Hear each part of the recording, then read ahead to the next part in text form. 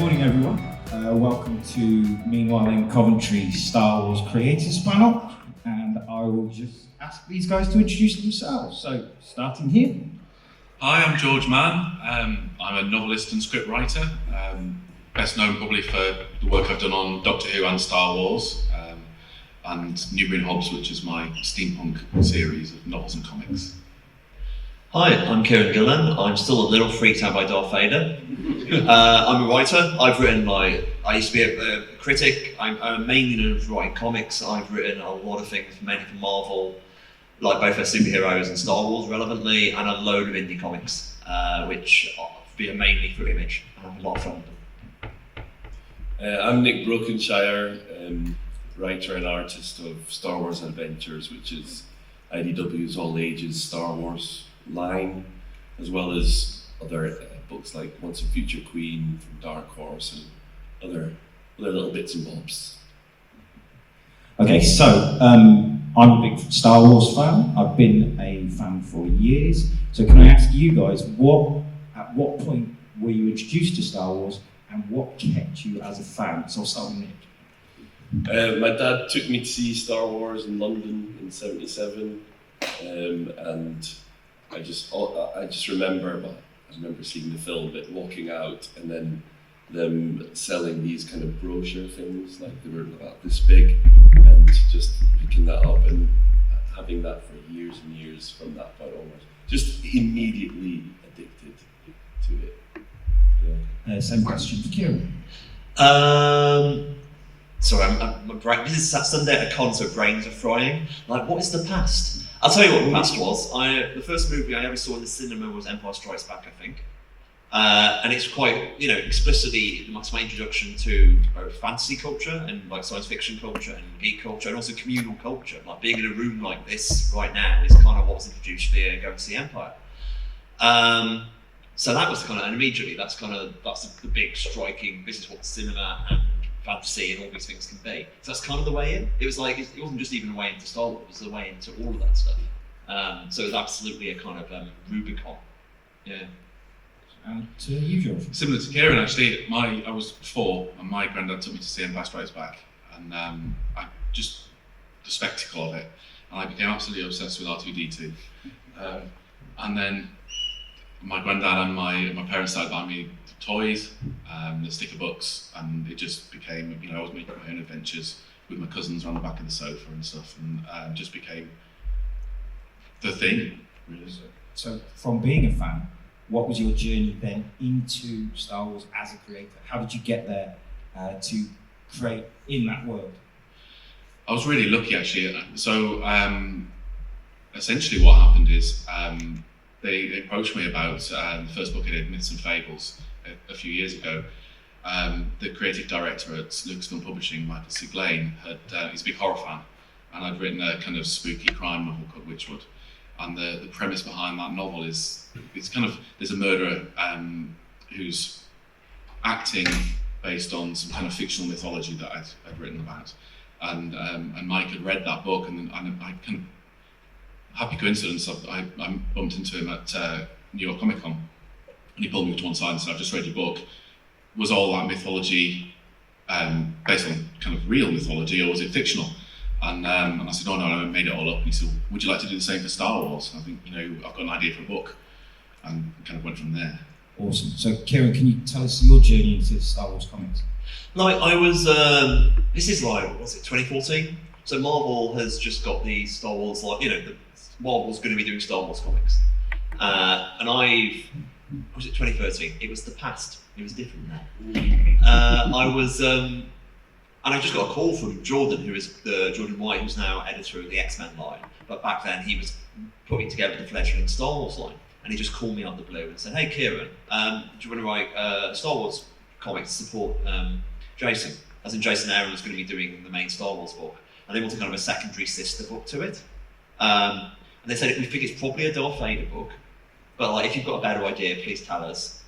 And set between A New Hope and Empire. And I immediately that. So basically I was just asked because I was somebody who, basically at Marvel, I kind of found an interesting niche as a creator. in that I was really good at working with difficult situations. That was kind of like what my speciality was. I'd taken over 4 from JMS in an interesting time, and I wrote like Uncanny X-Men, which was like obviously a big book, but also it was tying into various crossovers, none of which I was writing. So it involves a lot of flexibility and that kind of stuff. And also I wrote villains. Like I kind of wrote really awful people. And they I can sort of definitely see, they think, okay, it's going to involve a lot of work and talking with different companies, and we don't know how it's going to work. So Kieron can handle that well, and Kieron's good at terrible people. So those 2 things came together, and they asked me to do Vader. And it took me ages to say yes, actually. Not ages, but I just stopped and thought about it, because I was very aware that you write in canon. And I think this is something I'm interested to hear everyone else's answer to. But if you're writing, I was like, only I get to do this story, because the story's about the fall and rise of Darth Vader between the first and second movies, you know? Like, and that's a bit of history. And am I actually the right person for the job? And so I definitely tuned it over and decided, actually, I'm at least a credible candidate for the job. You know what I mean? Like, for the reasons I've just described. Does that change your perspective because it's someone else's character? Do you think differently when you're approaching the writing? I think that it's really hard to generalise. You think differently every single time, full stop, because that's part of the job. Like, it's like, my dad was a builder, you know, and I worked building sites as a kid. And the older I get, the less I think about art and the more I think about plumbing. Like, so much of narrative is like just going into a house and saying, okay, what needs to be done here? Like, where did the tubes got to go? And the case of like be asked to do a Darth Vader book, it's like, okay, story starts here. Darth Vader only survived the biggest military disaster of all time. And here at the start of Empire, when he's much more powerful than he ever was in A New Hope. So what's the story then? Oh, and the second thing that happens there, of course, is he discovers he's got a son, as in the last 20 years of my life have been a lie. They're big, meaty things. So I already knew the story. The question became, well, how do you tell that story? And I mean, that's what this job was.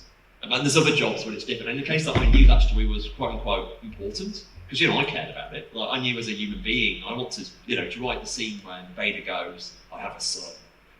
That's a big thing. I didn't want to just take it because I wanted the money. Money's not a good motivation for me anyway, to be honest. That's why you're here. Yes. That's why I'm in comics. So to go back to the previous question, what was your journey into Star Wars comics, Nick? I'd been doing quite a lot of work with IDW for a few years, and one of the honchos over there, Derek Wood, was I think he was aware of the fact that I was a Star Wars obsessive, probably because I constantly put out images that I would draw. And so he asked one of the editors over there, Denton Tipton, to ask if I would like to get involved, to which I said yes. So yeah, they just said, would you like to do some of these Star Wars adventures? And I said, I will, as long as you let me write them as well. Because I thought, I think I can do this, and they let me. So I had to pitch a bunch of things. They said, no, you're not allowed to touch Yoda, you're not allowed to touch this and this. And they said, why don't you pick some background characters? So the first one was IG-88, and I was off. I think we've got one of the images on. Oh, right. I actually put IG-88 in your pocket or something. So, no, that's just my lightsaber. Yes. They're your covers, aren't they, Nick? yeah, so it was on the previous slide, I think. That first one there, that was the first one I did for them. And then followed by, this was very early on in the Star Wars Adventures run. And the line kind of evolved quite a bit and then restarted again last year, or the year before last. It skewed younger then, and then with the restart it skewed older again. So that's where I started. I really like this IG-88 image. Can you talk a little bit about it and your process? The art process. Yes, please. That one is, I've kind of adopted this thing where I incorporate a layer of random paint. And so like if you see, the kind of green sky and the purpley buildings and stuff, the texture there is basically paper where I've spattered paint. And then I've used that as a background layer for my inked foreground stuff. So the actual lines are pen and ink on paper, but the background stuff is spattered paint. Yeah, it's really lovely because there's a mix. You can see the mixture of media. It's really nice. Thank you very much. Is that specific to your Star Wars stuff, Nick, or do you do that with your other? No, it started with a series called Once and Future Queen that I did, and we wanted to just create a wacky colour approach. So that's where I first started doing that a few years back. I have a question for Kieron. Well, we'll come back to your work because I love it, Nick, and Sure. I've waxed lyrical about it for days. But this image drawn by Adi Granov, which has become iconic, you were working with Salvador LaRocca, and I started reading the book, and it's wonderful. But LaRocca's portrait work of the Star Wars characters is so uncanny that it took me out of the book. So it felt like stills from the film had been repurposed in different panels. Is that something you guys have discussed to make the characters so exacting? Not really. I mean, like Salva's methods is Salva's methods. You know, Salva's a photorealist. He uses reference and he thinks around areas like that. You know, what we did talk about, and this is actually something me and Jason talked about early on, was well, obviously there's been a lot of Star Wars comics before that particular one, and there's a lot of ones after, and they're really great in lots of ways. But what we wanted to do was not make Star Wars comics. The idea was we're going to do Star Wars. And so rather than there's lots of devices I use as a comic book writer, we don't use in Darth Vader. I don't use in Star Wars. Jason's used at least early on in Star Wars. You base stuff like narrative voiceover captions are very limited.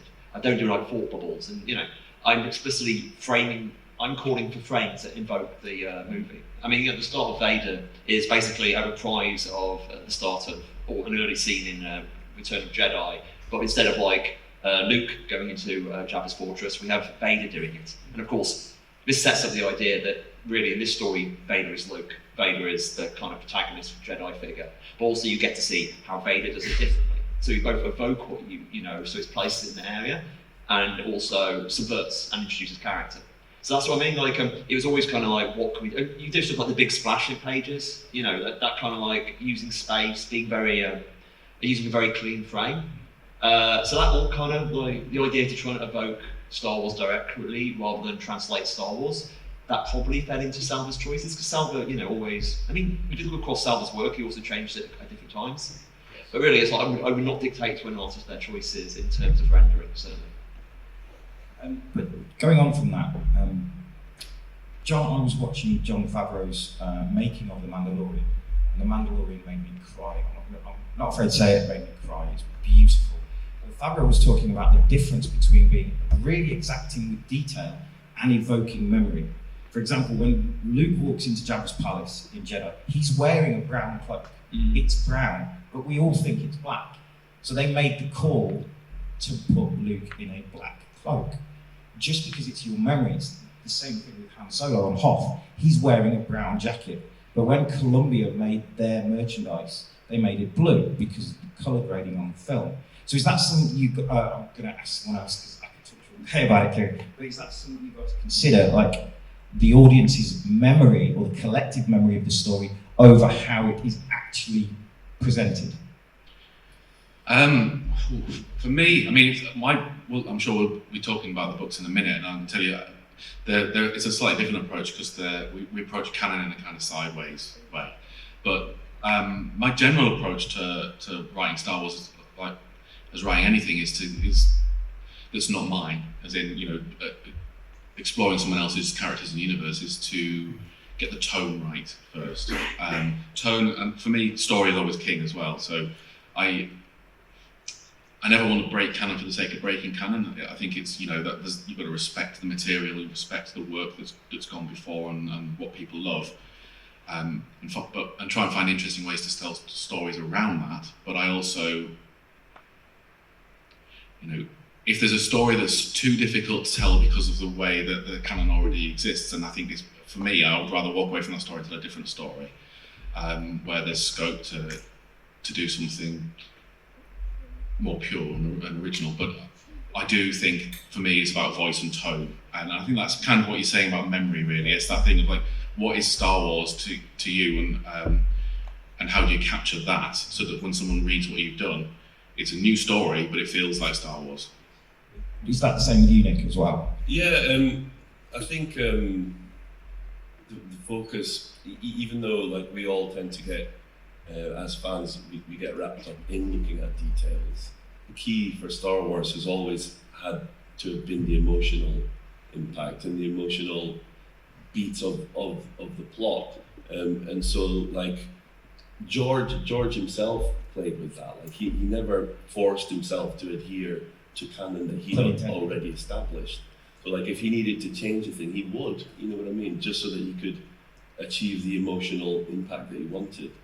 So like when I did the Attack on Echo Base from Vader's perspective, I was just picking like emotional moments throughout the first 10 minutes and focusing on those rather than, oh, that's that little bit, General Regan is doing this and blah, blah, blah, and you know what I mean? It's more about those moments where we go, oh, that's when Han and Leia are escaping, and ooh, that's the bit when they run into the chamber, and that's that sort of thing. So it's more about emotion. To move on, I'm going to ask them three of you to move on from that. Having worked within this world, this world that we all love, and have loved since we were children, working within the canon, what is your favourite thing that you have brought to that world? Yes, you mean? Yeah. All right.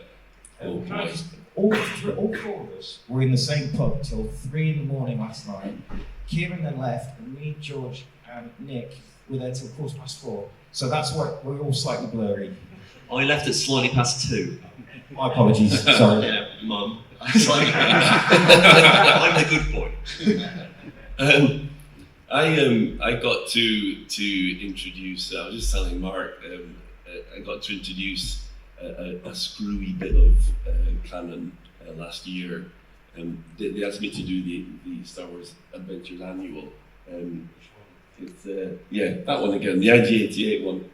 Basically, they wanted like another IG-88 story, and because we've had all this stuff with IG-11 in Mandalorian, I thought I need to do something that people haven't seen. So I proposed to Lucasfilm and IDW and Lucasfilm that I introduce a new sect, a new religious sect that focuses on that idolizes electricity and technology and things like that. So I created a thing called the Site Voltaic, which is like this. The way I think of it is like it's a cross between Jedi and Tron, and I thought there's no way they're going to go for this, and they let me do it. So and because it all has to be gone through the story group and it all has to be signed off on, then I'm pleased because like I've introduced a new thing that anyone who follows on from me can pick up and do what they want with. It's amazing. So that's nice. Same question, Jim. Like, there really is too many, which I won't say there's too many because I was really lucky to hit some really big stuff. But like this got me thinking about one of the things that definitely influenced what I wrote. There's a critic called Tegan O'Neill, and she had a series of really good essays about Star Wars, and one of them was basically part of the core philosophy of Star Wars, why Star Wars is interesting, or one of the ways that Star Wars is interesting is the implied scale of it. So like when you first see the cantina, it's full of all these aliens, and look, who the hell's that guy? You know, and you never know, you just see the guy's head. You know, and other stories may, you know, we're all working the shared universe, we might tell the story of every single person in that bar. But the real point of Star Wars is, every time you tell a story about the person in that bar, they should introduce more stuff. You go, and who's that guy? Like there's all the idea it's fractal. Like Star Wars is like, it's who the hell is that guy all the way down. And that's what I always try to do in my work, is just explaining stuff is kind of very satisfying at a fan level. But also that's not what Star Wars entirely is. Like, I mean, Afra's the obvious one. Like, inventing Dr. Afra's a character who stuck around. I got, you know, Rogue Squadron's naming as they were going out during Hope Dies. That was a lot of fun. Han Solo shirtless. That was a lot of fun. That's for you, Mum.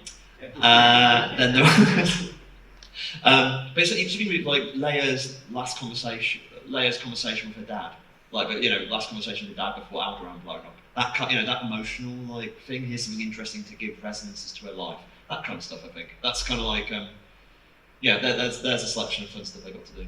Really cool. Same question to you, George.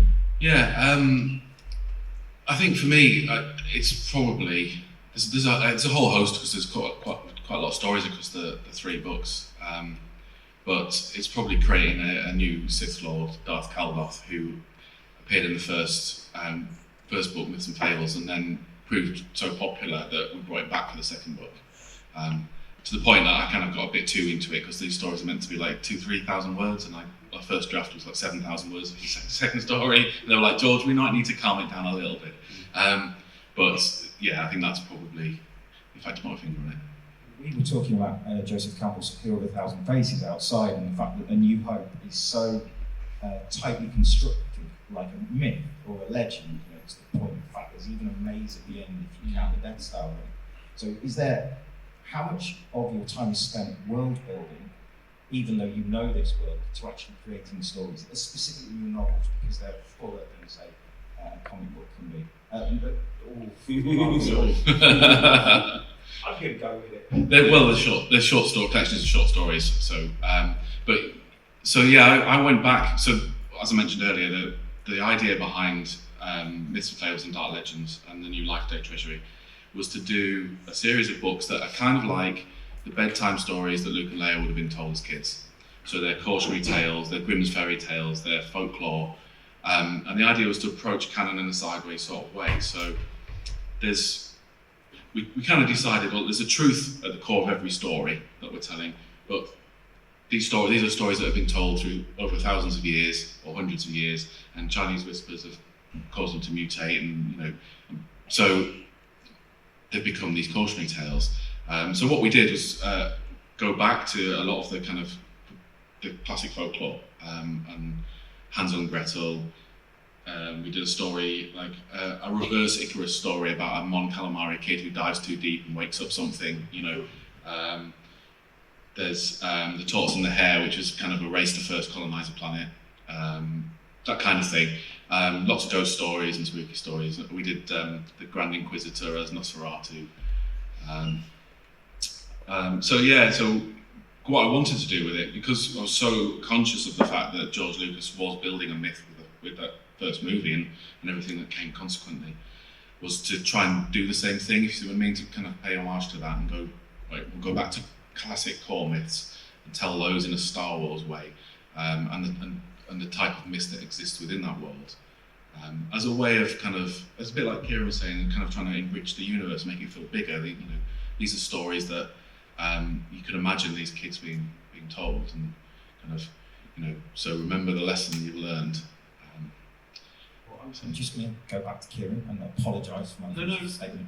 How much world building do you guys get? I'll open it to both of you. How much world building do you guys get to do and are allowed to do within an already established and constructed universe that everybody knows so well? Well, not so much as a novel.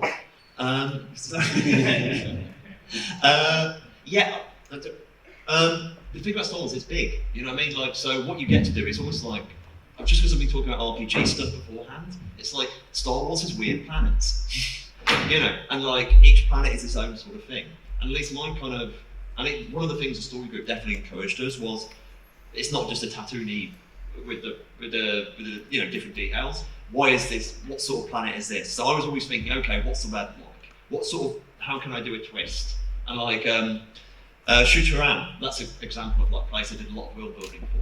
And my idea for that was basically a mining planet. And most mining planets are kind of like rough and ready and whatever.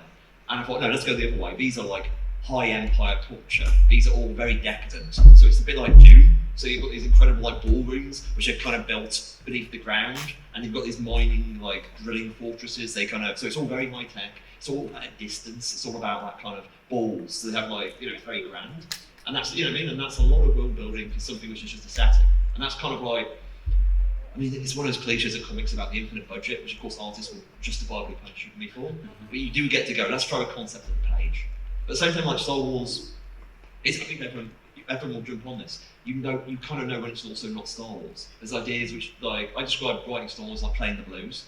I'm quite an experimental writer in lots of my other work, but with Star Wars explicitly, I don't want to push it, because if you make it story rhythms, not Star Wars, why the hell you like Star Wars? The point is you're meant to be playing it like this. and you find a new way to play it like this. So that was a lot. That's the other push and pull. So the push and pull isn't like what you can't do, because there's certain things you can't do because of the technologies that exist. But the thing is much more like, does this feel like something that could be in the Empire? So there's something that could be in the Republic. You know what I mean? Like that's more the limit for me. Yeah. I'm processing everything you're saying. For me, I found that I took a lot of cues from the animated shows, because there's clearly they're under the same constraints, like philosophically, but because they're doing cartoons, they have the opportunity to be slightly more expansive. So, like, you know, they can come up with wild designs, like the trio, I forgot what they're called now, the guys from Mortis, and like they went really crazy with designs there, and even exploring like if you look at the designs of Mandalore, like this strange, weird, cuboidal like buildings and flora and fauna.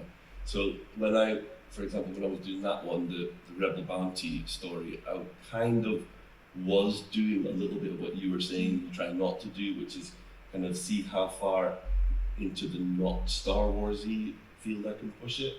And that was when I thought that I was going to get pushback, but they actually encouraged me to do it. But at the same time, you're still holding back so much because you, as soon as you start thinking about anything in Star Wars, you feel the immediate effect of the environment wherever you happen to be. You just know that, well, that wouldn't happen, or this wouldn't grow, or you wouldn't be able to do that. So it just kind of happens automatically, I think. It's a heavy. I mean, Star Wars is a universe with gravity. Yeah. Like stuff weighs stuff. You know what I mean? It's got that. That's the kind of like. You know what I mean? Like. Yeah. I think the furthest I pushed something in one of the Darth Vader books was actually not. There's a few actually borderline stuff you go. But I did enormous cyborg space whales. Right. Space whales exist. That exists anyway. Yeah. But like let's take someone and make them into cybernetics, and that's right at the edge of what Yeah. I think it might be possible. Yes. Yeah. Actually, what something might be to jump on, like something that might be useful is the story group always expressly encourage you to make stuff up. That was the thing. Like, let's not just have Jabba the Hutt again. Like maybe you could have other crime lords, or because it's a really big universe, and you should have leaned into that. So that's part of it. So they very much encourage world building and character building. But the other side of it was they're incredibly generous. Like I did something I don't think I've ever. I did it with actually when I was working at the Games Workshop a bit later. But like in the scripts, I did things like, hey, we're on this planet. I'm going to introduce a crime lord here. On the other hand, have you got a crime lord in another book or something you want to use here? Have you got someone you could cast here to save me, maybe not to save me making someone up, but to like create more connective tissue? You know what I mean? So like there was lots of like little things which they were very giving on as well. So that was it. It was interesting push and pull between make everything up to it, but also being able to integrate stuff from elsewhere. Because especially like stuff which is 2 years down the line. So it's a great way to like, we'll show them here first, then we appear to be geniuses. Sorry, I was going to say I had a real similar situation again with that story where it was set also between Star Wars and Empire, and they allowed me to use Callus, from the Rebels show, and by this point he was a fully fledged rebel, so I was able to use him as a spy in a rebel spy in this story, and that was nice connective tissue, from stuff that came before into an area that really we don't know that much about. Yeah, it's very, very similar with the short stories we had. Things where they were saying create a new Sith Lord, create this new legend. On the flip side of it was here's a story about a kid and the difficult upbringing and what it does to him, and they turn around and let's just Darth Maul's origin story, isn't it? Let's make it Darth Maul, and you can tell his origin story because it fits. And so it's getting it's a good balance, I think, the way they work. There's a really interesting, if I can find it, I'll email it to you, but there's a really interesting design thesis that Porsche there was a really interesting design thesis that Porsche did for The Rise of Skywalker. They designed a spaceship, and they kept sending the spaceship design to Lucasfilm, and they were, yes, this is Star Wars, this is Star Wars, this is Star Wars, this is Star Wars. No. And suddenly it wasn't Star Wars anymore. Have you got experiences in that where when it's not Star Wars? Are there like sort of bits in your head you're like, okay, I can't do that because that's not Star Wars? Do you have a checklist that you know is Star Wars and isn't Star Wars? I've got an amusing, Don't tell the one from last night. Anecdote connected to that. It's not exactly an answer to your question, but it's time to wake up.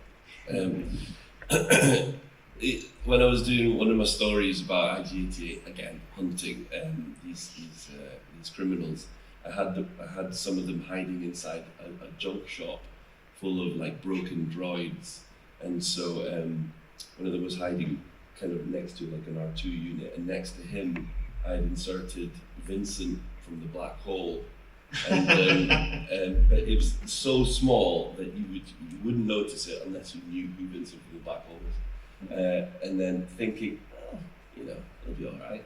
And then 2 weeks before it went to print, I got a message, like all capitals, take him out, change it now, and before, and so that kind of taught me a little lesson. And not even to go there. Keep it Star Wars. Same question, Kieron. Is there a point where you know it's not Star Wars? I'm sort of frowning here. Like, it's been a while since I've written that. You know what I mean? Like, if you asked me when I was still writing it, I could probably answer this one better. I can't think of off the top of my head. It's just instantly wrong. I think it's one of those things like Wolverine wouldn't say that. You know what I mean? Like, that's the thing. It's like when you actually come to write a character like iconic as like the core Star Wars cast star, you know them. And it's not like, I mean, that's part of the reason why, and you want to keep them. Actually, that was the weirdest thing, like, when me and Jason were writing those earlier, like, Star Wars and Vader, that there was so few canon Boba Fett bits of dialogue, we had no idea how much what Boba Fett really spoke like. You've got those couple of lines, and you're trying to take the whole personality, and you're sitting there thinking, and you're just trying to say as little as possible. In the same way, like with Darth Vader, I introduced Dr. Aphra and the droids to the comic because I don't want Darth Vader to speak. Like in comics, you can't derive motion, so you characters do slightly more exposition than they would in other media. And Darth Vader isn't the sort of person who has to say a lot because it reduces his majesty. Like you need idiots around him to do all the talking. He can sort of look cool. Do you know what I mean? Like so that's it's not even that something doesn't feel Star Wars. You know that ways to protect things that feel Star Wars. Like Darth Vader talking too much is not Star Wars. And I go, don't do it. I mean, I've got to find anything other than do that. Yeah.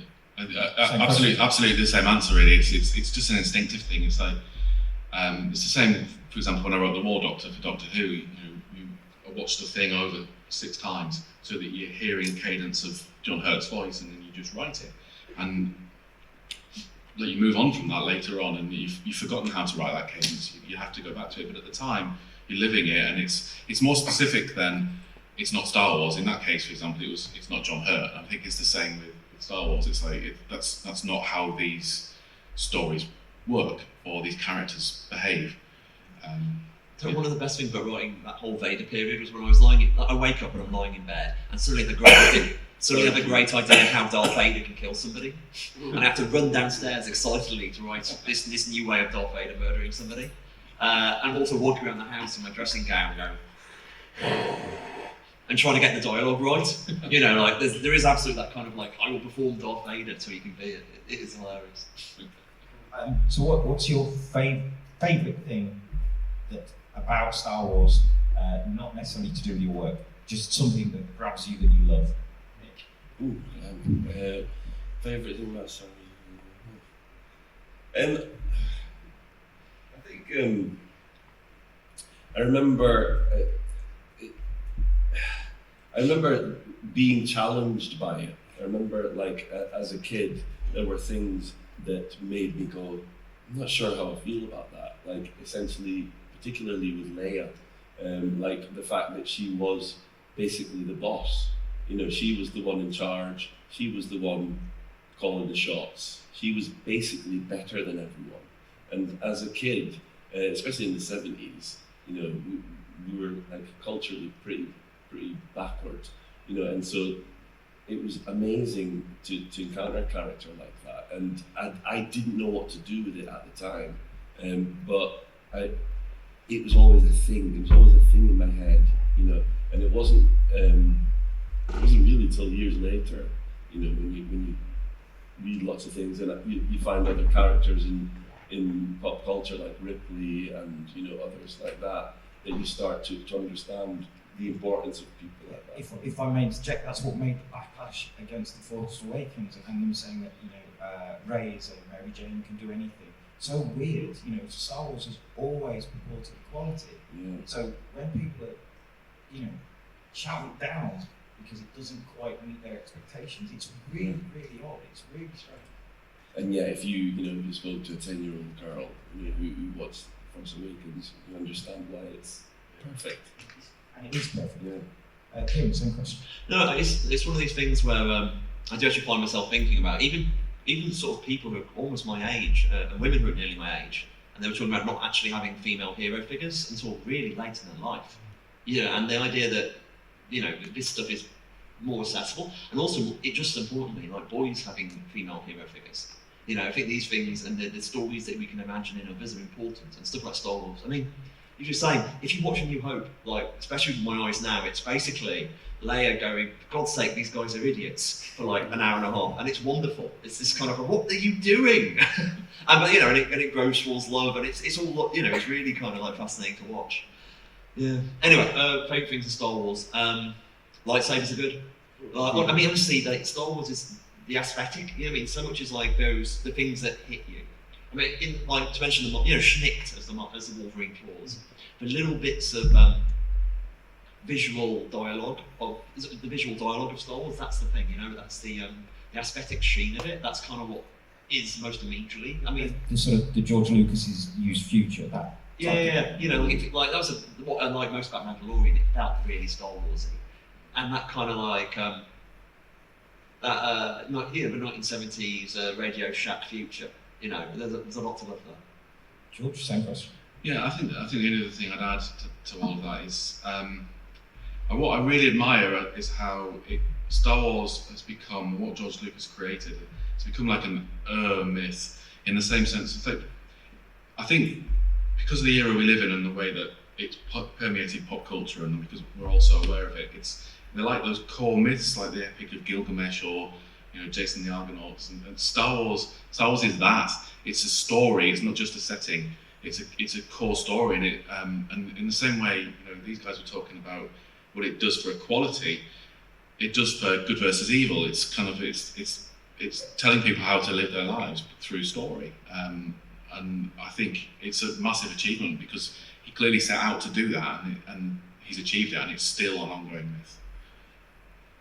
And so, moving forward, Kieron, you said you've stepped out of the world for a little while. Moving forward, what have you guys got coming up that is Star Warsy? George? Any day now, actually, there's a new book coming out which I've co-written with my friend Catherine Scott, which is called Life Day Treasury, which is, I think we might have a picture actually. It's all right. There we go. Which is very much like the other two books. It's kind of myths and legends and stories, all set around winter solstice celebrations and Life Day. So we've got cautionary tale about the Ewoks going out in the snow and the big monsters lurking around behind them.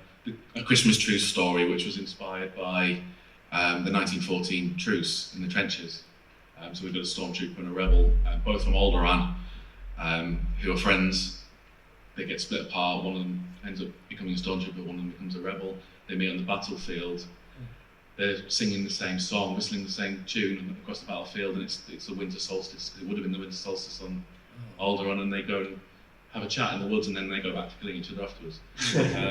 So it's kind of Christmassy stories essentially, and that's coming out. And we're hoping that's going to become like a winter tradition. And we haven't mentioned Grant Griffin, who did the artwork for these. It's absolutely phenomenal. So each story. Other artist friends you could have asked. Each story has an illustration. This is Stellan Gios, who's one of the High Republic characters as well. There's a High Republic story in the book as well. And then beyond this, I've got a kids' pitch flat book, a High Republic one, coming out also in a couple of weeks, which is Buryaga, the Wookiee Jedi. Is the main character in that, so that's good fun. Awesome. Nick, what have you got coming up? I'm just trying to think what's been out. I've been doing a fair few bits of High Republic stuff. So I think with the pre-comic book day offering from IDW was a High Republic kind of bit of connective storytelling from between the books. And I think I've got a Jabba story, a Jabba and Ree's adventure, and also I can't remember. Hang on. I've got one that I've got another High Republic book that I've not even seen it yet. I've not even seen the script, but just more High Republic things, which is the big thing at the moment. Just haven't read it. Kieron, are you stepping back into Star Wars anytime soon? No, I mean no current plans anyway. I did about 70 issues of Star Wars stuff. In my case, it's like I know when I feel like I'm burning out on something. Like it's why I left. Like before, as I started doing Star Wars stuff, I was still doing Marvel Universe stuff, and the Star Wars stuff was so much fun. It made me realise I need to get out of Marvel immediately, because like the second I feel that happening to my brain, the work would come back very quickly. So it's like I'm always much more like I'm quite a neophile anyway. I kind of like chasing new things. So I did a lot of Star Wars in that period, and that's enough for me now. And the same way, like I've just come back to Marvel. I'm doing like the Eternals for them. I had like basically 4 or 5 years away from them, maybe even more. And it's like, and I came back and I felt refreshed and I was ready to tell Marvel stories again. You know what I mean? So like down the line, you never know. But I certainly don't make any plans for it. It'd be fun though. You know, if I did it, I would only see myself doing it in a completely different period. Like I can't see doing anything in that vague original trilogy area again. So I'm going to tell a slight anecdote, and then I'm going to ask if you guys have anything similar. So I was raised Roman Catholic. I'm not Roman Catholic, but my name is now Simon Richard Luke Myers, and I went through communion and then confirmation, and you have to study a book. And when I was on the dais, I believe that's the one, and the bishop was saying, "So why have you chosen St. Luke as your confirmation name?" As a 12-year-old, I said, "Luke Skywalker, obviously." My mum's in the mosh pit, just shaking her head. But I can't remember that happening. She told me that story, and she still tells that story today. So, and that's how you were excommunicated. Yes, yeah. But like Star Wars has affected my life fundamentally. Do you guys have anything like that? Not that big. Like, that's really cool. Like, yeah, I mean, it's nothing like it, but the closest I can come is I dedicated Dark Legends to my dad, because it's got Vader on the front, just so I could write, "Stephen Paul Mann, you are my father." Oh, amazing. That is wording around. That is good. Right, this is less about how it changed my life, and it's more about like something it's got under my skin and never escaped from. And it's one of those things that makes you realise how much it's in you. Like, I get visibly freaked out anytime there's Darth Vader or Stormtroopers around. Sorry about that. No, honestly. Like, I generally let you see me jump if one of them sneaks up behind me. And I'm still in my whatever 5-year-old mind of like the first image of evil of Darth Vader. It's like, oh my god, Darth Vader! I've got to get out of here. There was what was Secret Cinema in London? They did Empire Strikes Back. Like, do you know Secret Cinema? Yeah, it's like they did this whole big kind of like the bazaar in Tatooine. So they're doing all that, and they've got stormtroopers walking around. And there's a bit where like stormtroopers came out behind me, and I basically fell over a box to get out of the way. So you mean like that's the kind of like, it gets in you. You know, these kind of myths, these very pure myths, kind of like really kind of attach you there. I was also confirmed I was Stephen because he was the first martyr, which it says a lot about my self-laceration. The other thing I could think of, like what you were talking about, is I did call my son Ezra, but it wasn't just because of Ezra from Star Wars, but I named a planet after a nickname I give my wife, which is Hibidit. So one of my stories has a planet called Hibidit, which is now in the Star Wars fantasy. I mean, after is after Ben, the poet, You know, like ask my wife Chrissy, and like Chrissy's a poet, so that's kind of like a sort of tiny thing. She was going to be here, wasn't she? Yeah, she was. She had to cancel for a variety of reasons. But like, actually, that reminds me. Did you like naming Star Wars characters? Because I asked specifically, like the story, is there actually a proper way of doing it? And they describe it as more of an art than a science. So that's how I ended with after sound Star Warsy. You know what I mean? Yeah. So we've been talking for a while, and hopefully you've all enjoyed it. Does anyone have any questions for our esteemed guests?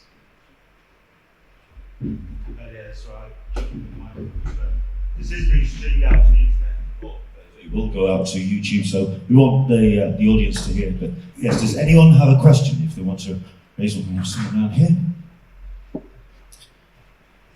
Hello there. How are you? Right then, what would you like to ask? This is for all of you. Which Jedi would you want to be? Which Jedi would you want to be? Mace Windu, I think. I don't think I could be a Jedi. You know, I haven't got it in me. You know, it's that kind of, I'm really quite petty. And I like, you know, I could see myself much more being like a smuggler or a rogue, but me being a Jedi requires the emotional, you know, the emotional strength I just don't have. But I would like to steal a lightsaber.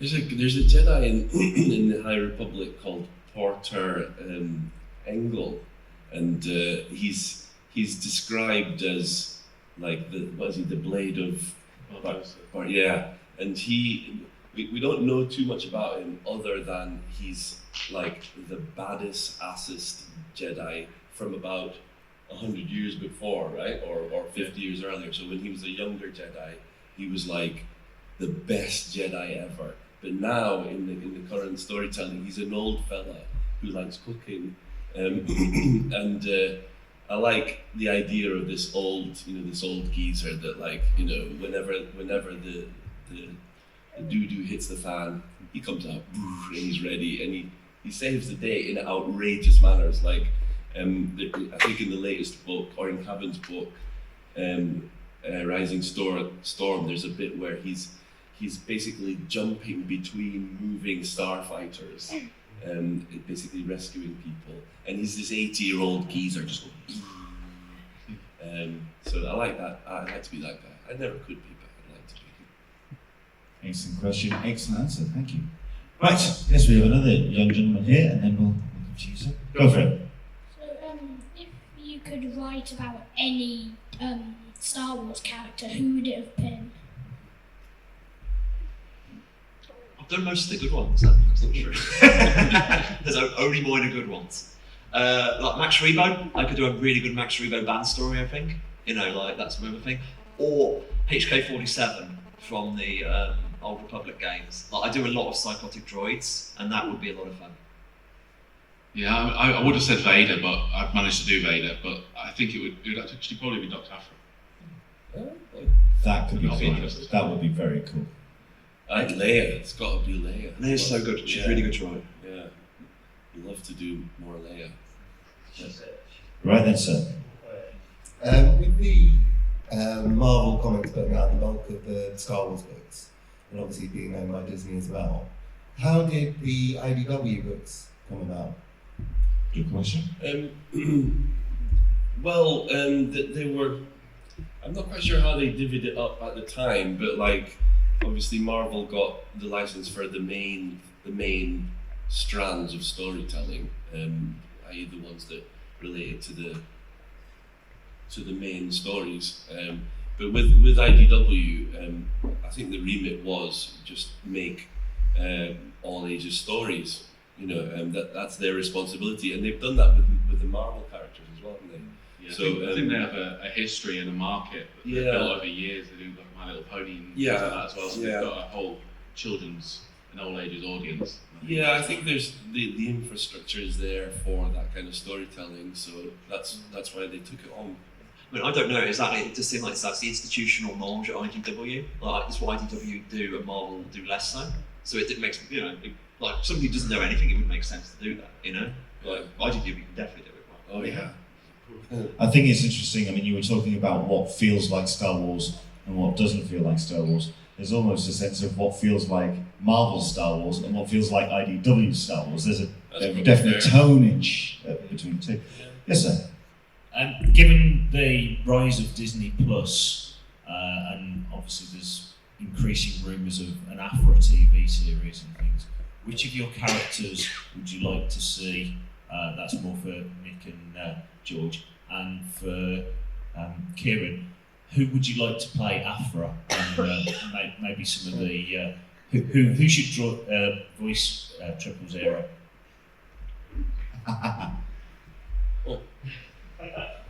You guys go first. I'm really bad at casting questions. Not being really bad at both names. Like, I can't remember any actor right now, so I'm going to sort of sit there and go. For me, it would be Darth Kaldoff, that Sith character. Again, he was in one of the pictures. All right. There on the bottom right, the Duros. That's his. That's Ryan Nimbus, his apprentice, who he turns to stone, or rather turns himself to stone in an attempt to try and kill his master. And he's got a whole big backstory now that we've worked out. So I would love to do more with him. That's awesome. That is awesome. I've got a character called Loni Kolima, who is this acolyte of the site Voltaic, and she's a young disciple of this sect that I've invented, and she's the sect basically stays completely out of the galaxy's affairs, but because she's young and full of beans, she wants to get involved a little bit, so she ends up being a bit of a rebel spy, kind of against the orders of our order. So I'd love to see something with that, if possible. I've no good casting for Afra off the top of my head. There was one I had a while ago and I've just forgotten the name entirely. I immediately suddenly got Stephen Fry as 000 today. Like, Stephen Fry could do a really, and I mean, there's a certain thing, like, there's lots of different ways you can play Trip, but like, as Stephen Fry, there's a level of culturedness there, and you can like enjoy, and also the voluptuousness, as in the enjoyment. Like, 000 is having a hell of a time. That's the thing, you know. He's not nervous like 3PO. He's like, yep, I'm living my best life. Sadly, this means it will be the end of yours. Brilliant. Okay, we have someone up here, up in the seats. Oh, a young lady wants to ask a question. Go for it. If you could choose any droid, what droid would you choose? Oh, now, is that to write or just as a favourite? Just as a favourite, yeah? Just as a favourite. A favourite droid? Gimenez did the cover of the last issue of Darth Vader, who is an amazing Chilean artist, I think he was. And it's just an amazing cover. It's just so beautiful. It's basically Darth Vader's head, but his head kind of merges with the Death Star behind him. You've got like X-Wings flying past, and it's cinematic and beautiful and poetic. I would love to own that. That's like, and there's been so many great like covers on my Star Wars books, but that one was like something else. Also, like, he did a book called The Metabarons, which is like, if you like Star Wars, it's one of the best science fiction comics ever drawn and written. So like, if you say it's the best sci-fi comics ever drawn, it's definitely sort of like a diss. So sorry, can I just clarify the question? Was it best drawing or best droid? Best droid. Oh, I'm so sorry. I'm sorry. I thought drawing. No, yeah, best droid. Oh, right. Or your favourite droid. So, I think it would be. I feel like I'm being a traitor to R2, but I think it would have to be Chopper. Actually, I love Chopper. We got nods for that. We've got thumbs up and everything. She approves on Chopper's that. great. Yeah. I mean, I was going to say Chopper as well. There you go, 2 for 2. Yeah. Fantastic. I'll Great say question. I'll say 000 just because, you know, I've got to stand with our boy. The support by your boy, absolutely. We've got a couple of more questions. Go for it. Okay, so I've got a challenge for you. So let's say it's a couple years time from now, right? So, and kind of Lucasfilm are in crisis, right? And they just put out a film where like Rey has a romance with the Ewok Jedi Knight and it's bombed, right? And so they ring you up and they say, we're giving you this challenge. We're going to reboot Jar Jar Binks, right? We want to make Jar Jar Binks as cool as Boba Fett or Dr. Aphra. So what would you do with Jar Jar Binks? I'm still dwelling over the Leia and Ewok Jedi Knight storyline, quite frankly. That's just fried my brain. Yeah. So how would you make Jar Jar Binks cool? Oh, God. Lads, you're talking about my raison d'etre right here. I'm working on that exact thing, so that's all I'm going to say. Wow. Whoa. I think I'd leave it to Nick. Yeah, honestly, if Nick's jumping on that particular grenade, we should let him. I'm jumping, and I'm willing, and I'm ready. Actually, joking aside, it's like honestly, like there's a lot of. I mean, Jar Jar's just a tragic figure. You know, he's the person who's, you know, he led to all this. Like, the emotional trauma of Jar Jar Binks must be very real. Like, so I wouldn't make him cool because I think cool's overrated. I think one of the interesting things about like some Star Wars characters is how goofy they are, as well as being cool. Like Han is goofy. You know, some of the faces he does. You know, he's not Boba Fett. And there's a lot of like warmth to like those Star Wars characters as well. So I wouldn't necessarily make him quite cool. But there's a tragedy to Jar Jar you could write, certainly. The tragedy of Jar Jar Binks. Good grief. Okay. Hello, this is for all three of you. So, which is a character you'd love to kill off? Or if you've already killed off some really important character in some insane way previously? Wow, that's a good one. You don't like to kill them off. I mean, I'm not talking to anyone else. It's like, is it a good story? You know what I mean? Because you don't really, that's not the relationship you have with characters. Like, if it's a character you think is bad, you just don't want to write them. You know, and that's actually the biggest thing. So killing someone's actually a compliment. It's like, I think this is really cool to watch. But yeah. Yeah, I agree. Actually, I think it's more. I'd flip it. It's not that I'm not scared of killing any character if the story dictates it and the emotional beat is right. But there are characters that I wouldn't want to kill, like Chewie or you know. I'm glad I didn't have to write Han being killed. Yeah. I mean, like I did Star Wars, the Invader, Tag, who is the general who I use as the main antagonist, or one of the main antagonists in my Vader run. He's clearly going to die at the end, and you know. And basically, Vader's being made his boss, and sort of Tag's been kind of his boss for most of it. And like, he just, you know, Vader looks at Tag, and Tag looks at Vader, and Tag just starts explaining, yes, we've been at, you know, each other's throats. However, you know, I do important work for the Empire. And he's basically justifying himself in a very nerdy and graph-based way. And just halfway through this explanation of his production figures, you get the gets that, you know, strangled for several panels and drops, and then Vader promotes the man next to him. You know, that was fun. You know what I mean? Like, and Tag was obviously a despicable character in many ways, but that was a fun death to write and a good one for him because it's a good way to go out. And then there's something like Feinoff. Like, Feinoff is a character I met who's basically evil Sherlock Holmes, but he works for the Empire. He's like a very serious like detective, and he basically goes to Vader, and he's basically got blackmail information on Vader.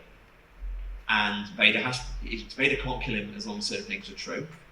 And he ends up, what he does is he tells Vader everything he needs to know, and he tells him because you need to know this to go and try to save the Empire. And he knows that when the conversation's finished, he's going to get stabbed. And he sort of, you know, and he just finishes. He gives the information he needs to know. Here she is. It was great working with you, Anakin. And then the sword just goes through him. And you know, like, then for a moment you may think Vader may, because this guy's clearly competent. You know, this guy's really good at his job, and it actually will hurt the Empire to do it. But no, that's not what Vader does. Vader's, you know, and that was a great scene to write. And I felt, you know, anyway, that's a good example. Deaths are cool. You know, you want to write the best deaths you can. Yeah. So can I just jump in just quickly?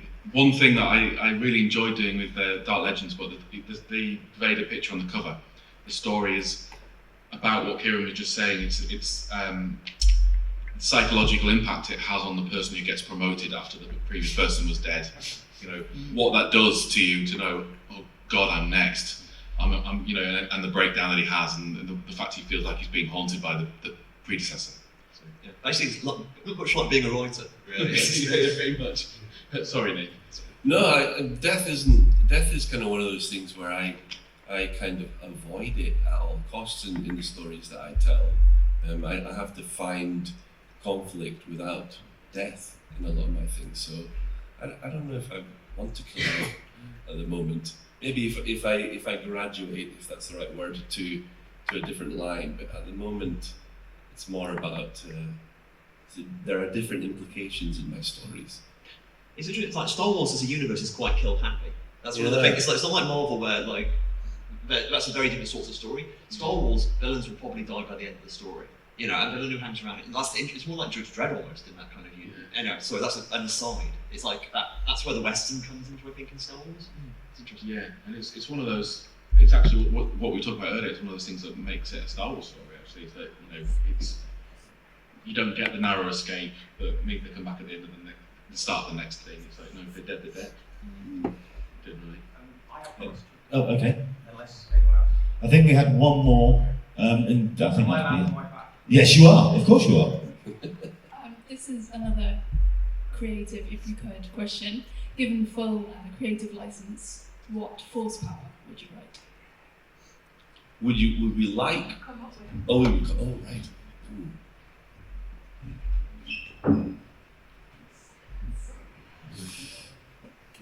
You've killed our power.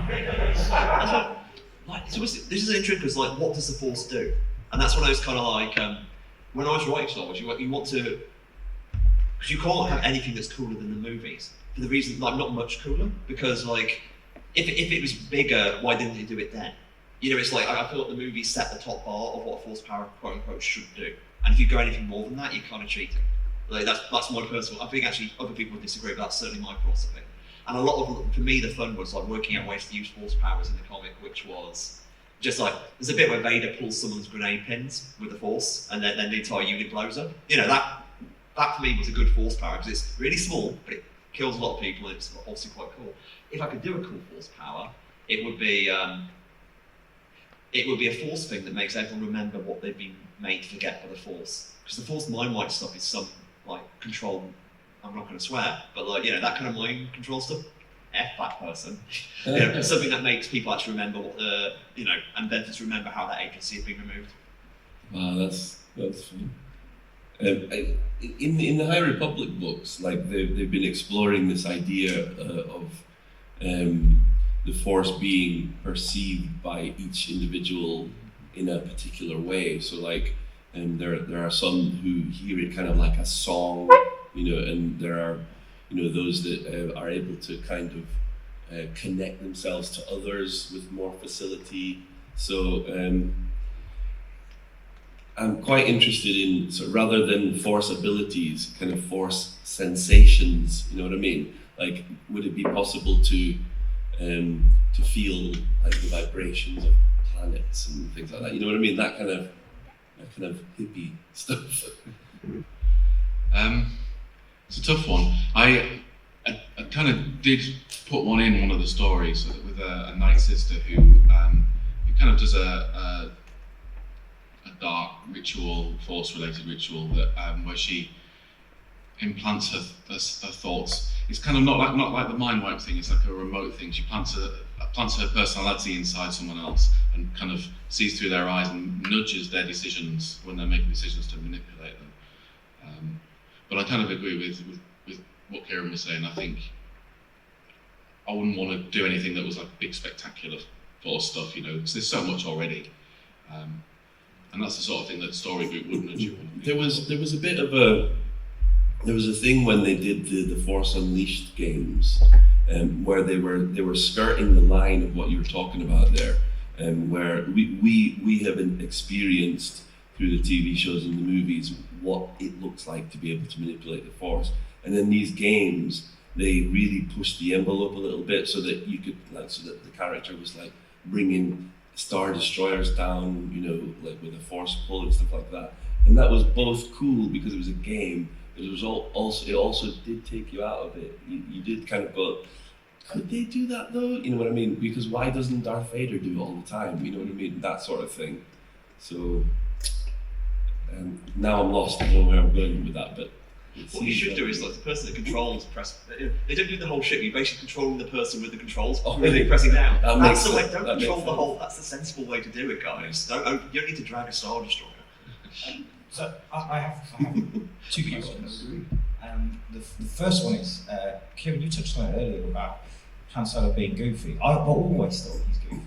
I've always thought Luke was the cooler character because there's a touch of distance with Luke.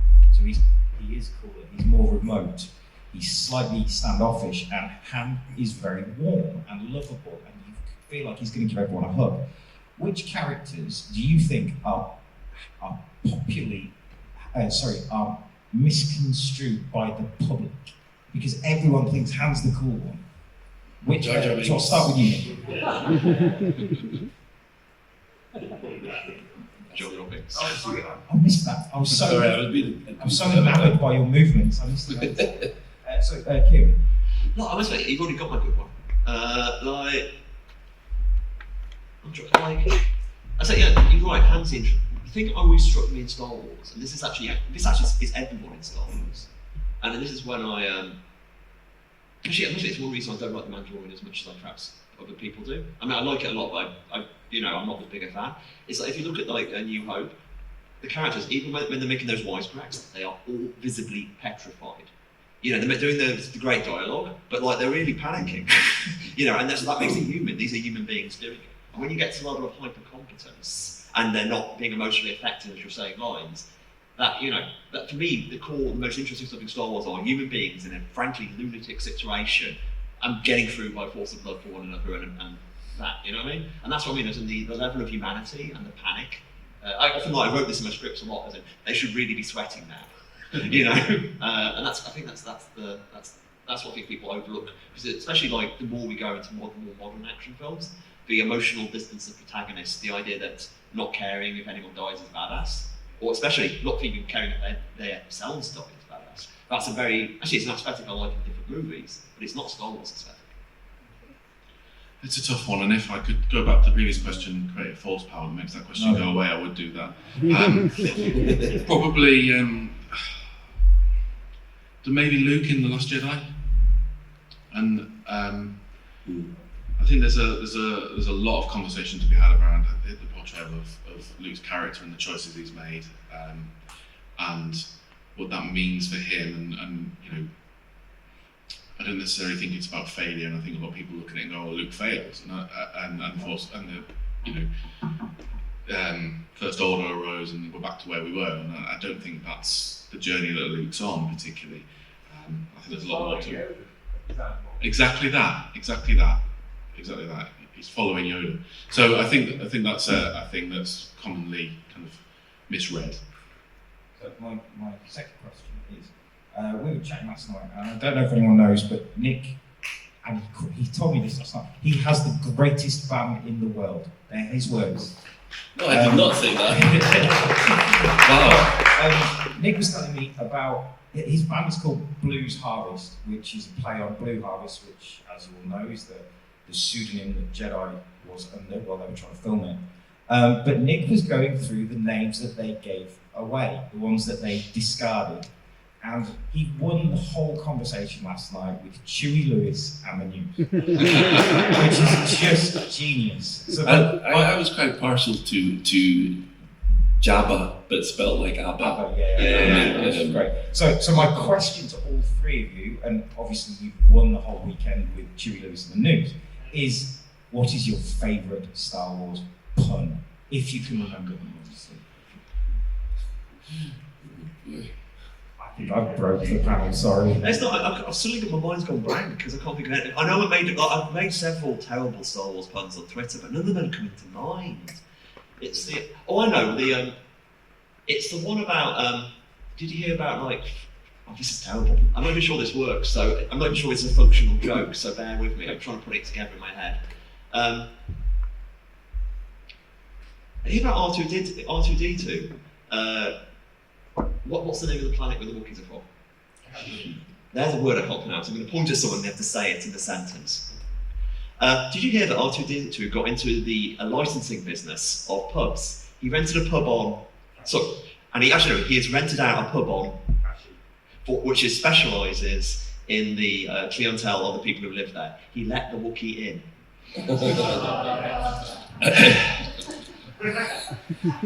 Now, to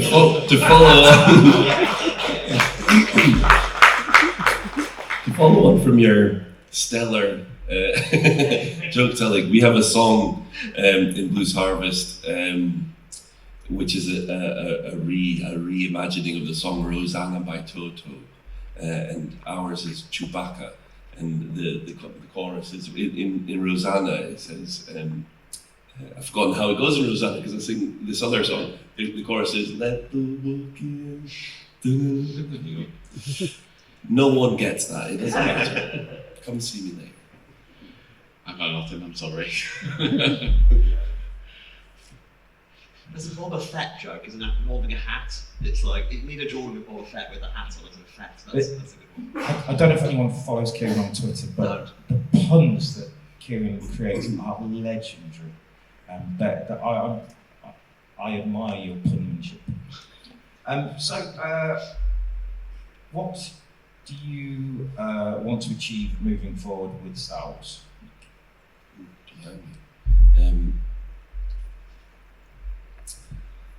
That's a really massive question. Well, anything is good, really. I'd just like to do more stories. I wouldn't mind being given a crack at something a little bit meatier down the line, but for the moment, I'm really happy, telling these little vignettes, So, wherever the wind blows. Yeah, so same question, John. Maybe I didn't word it correctly, but is there something you would still like to achieve within Star Wars? Yeah, absolutely. I'd like to get stuck into some longer narratives. So, the books are designed to be short stories. The comics I've done are kind of a couple of issues at a time. So I'd like to do either a longer comics run or a novel to get into something a bit meatier too. Honestly, it's such a rewarding thing to be able to take the characters and take them on a journey over space because you get to just do different things. It's a hell of a thing. I recommend recommend it as if you can choose. But, if you get the chance, it's definitely worth doing. I have to be somewhere else. So I think we're. Right. Is there any more? We've got 10 minutes left. Is there any questions, or can we? There's one at the front. Yeah, have you considered if you were offered the television or movies, one, would you take it, and two, which era would you want to play in? So would that be past or post? To repeat the question, just for the audience, because I think we've got to repeat it because they can't hear it. I'll pass the mic back out. Yeah. If we got to, basically, if we actually hit up to do TV shows or movies, is there any era we would like to do? And A, would we want to do it? B, if we did so, what era would you be most interested in? Yes. I'd love to do it. I'd be most interested in pushing out into something new. So, they're creating space, obviously, with The Mandalorian at the moment and doing stuff that's kind of in between the trilogies. So something like that, or they've talked about The Acolytes, which is obviously set at the end of the High Republic era, where you've got a bit of space to explore and do something different. That would be the thing that would interest me most. But I'd write any of it, to be honest. Honestly, at the moment, no. I've got a lot of other stuff going on. So if they offered me tomorrow, I couldn't do it. There's just too much other stuff going on. And I'm primarily more interested in doing my own stuff. And that's a very lucky position to be in. But that is where I am. If I was, I would love to, doing an after TV show would be a lot of fun. You know what I mean? There's a lot of, things you can do in that space. And I think she's a really driven and interesting character in that way. So somewhere in that area. I'm still floating around in that little post-Jedi era. I love that era. That's a really good era. Because it's a little bit Wild Westy. The New Republic. The New Republic isn't really there, but the Empire isn't really there, and obviously the Mandalorian stuff is going on. But but there are a lot of characters from the Galactic Civil War who are still around during that time. So what are they doing? Well, we've seen a little bit in books like Aftermath and stuff, but there's tons that must be going on. Luke's kicking around the galaxy. Trying to find Force sensitives, there must be loads of Imperials, knocking around. What are they doing? The ones that have just gone, okay, I'm out. But what are they going to do? So yeah, I'd love to see something like Dr. Aphra, 50-year-old Dr. Aphra in that period. You know what I mean? She somehow gets past the death wish, and you see her somehow still holding it together as in her late 40s or whatever. You know what I mean? That's such a really fun period. I'm actually stunned that you're actually thinking that Dr. Afro would survive that long. That's what I mean, like, you know, as in, like, she would be surprised as anybody else. It's like, I'm still here. I never, you know, she's not saving a pension, you know. Sorry. She's gonna. No, actually, I think we've got another question, but also, George, just to carry on from that, from your previous question, you say that you'd like to do a novel. Do you actually have one in your head? Do you have something? We're trying to let's speak it into reality now. Do you have something? Yeah. Yeah, I mean, you have a book. There's a few ideas, and you know, I probably shouldn't put them out there because the things that I would throw at the guys at Story Group, and but there's something in a folder. There are several ideas that I would love to pursue. That's what we're after. Excellent. Yeah. I just wanted to ask a question.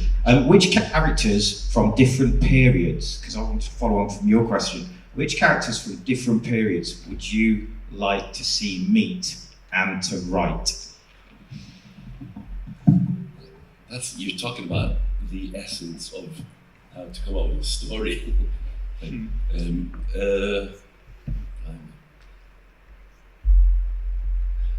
Jared? No. Yeah, I've got nothing. Yeah, I'm a bit stuck on that one, so I need to think a bit harder. So it's like, this is a flip of the question, because it's not really different eras, because it's the same era historically, but it's different eras of filmmaking. But one of the weird joys I got when writing my Star Wars was I went to see Rogue One, and I just was watching the whole story of Rogue One, and I found myself thinking, I wonder what on earth Luke would make all of this. And I realised, I'm writing Star Wars comics, I get to write that. So like my first arc is explicitly about Luke understanding about Rogue One. And you know what I mean? And that is different eras of filmmaking interacting rather than different eras of history. So that was really interesting for me. And that's the thing about the fact they are adding stuff to the history. It means you can actually take those stories and then see them from different angles. That would be my answer. Okay, can I give you a throwaway answer? It just popped into my head. I'd like Admiral Radis to meet Admiral Akbar and just see, like, because they're both like kind of high up characters and they both do a similar job, you know, but would they like be shirty with each other, or would they be like, standing off against each other, that kind of thing. Great answer. Would one recognise a trap? Take away. So you said you wouldn't kill anybody off, but you also alluded to the fact that you wouldn't want to write about particular characters. So which character from the Star Wars era wouldn't you write about? Wouldn't. Oh. Somebody came up to you and said, I would like you to do this character, and it was one that you didn't like. Who is that person? Or character, or droid, or whatever? I can't think of one that I wouldn't, actually, in the sense of, well, the answer comes after a period of consideration, in the sense of, you know, if someone came to me and said, will you write a story about X, Y, or Z character, my first reaction is, let me go and think about whether I've got a good story I could tell about that character. And then if I don't feel I can tell a story about that character, that's when I'd have to be honest, because I never want to enter into something like cynically. It's not an exercise of like, let's just bang out another story. If I feel I've got something of value to add, I'll do it. So you look for the angle on just like Kieron did with Jar Jar, looking at the tragedy in that character. You look at that character's history and what already exists, and is there anything more to say? Yeah, I mean, George answered it 100%. Like, that's me too. Like, you just, I also, even more so, I don't think about characters I don't own. I have to be asked to think about a character before I will, because if I don't own it, it's a waste of my brain. You know, I'm not going to be able to write that story. So especially if someone says, hey, I want you to write X person, I'll go away and think about X person, and you know. And I can't think of anyone in Star Wars who is like on my ethically no. Like, I won't write Watchmen characters, for example, and that's an ethical no. As in, I don't think it's worth doing any sequel to Watchmen. But you know, they're exceptions. I can't think of anyone in Star Wars who falls into that. So like, I would definitely go away and think, and then come back and say, no, I've got no ideas. Give it to somebody else. I've got an answer, and it's not a character that is an actual Star Wars character, but it's this character that has been propounded over the past few years, and that's Darth Jar Jar.